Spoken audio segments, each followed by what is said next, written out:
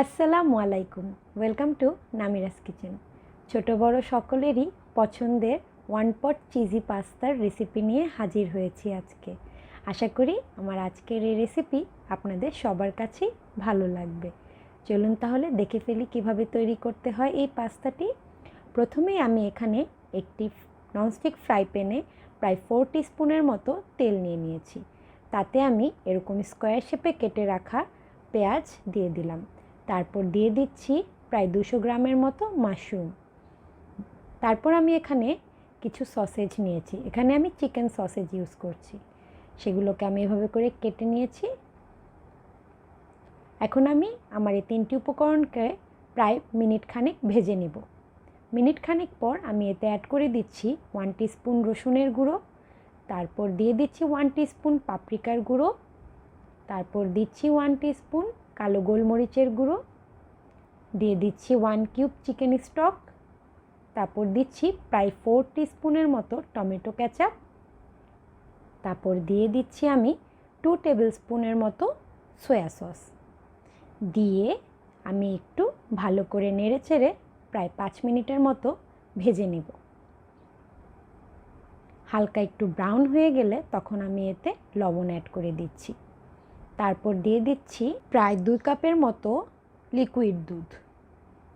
এখানে আপনারা চাইলে পানিও ইউজ করতে পারেন, কিন্তু লিকুইড দুধটা দিলে ফ্লেভারটা ভালো আসবে। আর এখানে দুধের পরিমাণটা আপনারা একটু বুঝে দিবেন।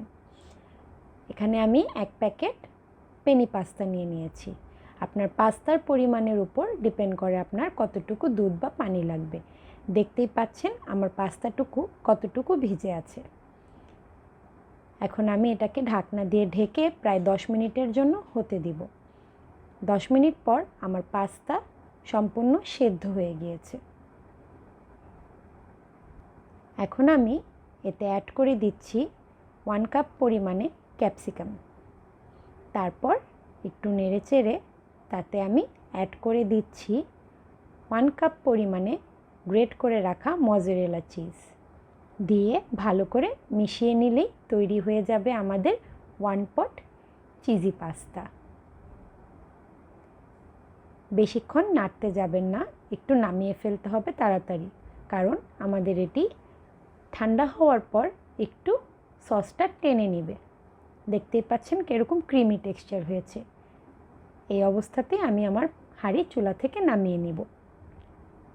আশা করি আমার আজকের এই ইজি রেসিপিটি আপনাদের সবার কাছেই ভালো লেগেছে। আর যদি ভালো লেগে থাকে অবশ্যই লাইক, কমেন্ট ও শেয়ার করে পাশেই থাকবেন এবং আমার ইউটিউব চ্যানেলটি অবশ্যই সাবস্ক্রাইব করবেন। আজ তাহলে এখানেই বিদায় নিচ্ছি। আল্লাহ হাফেজ।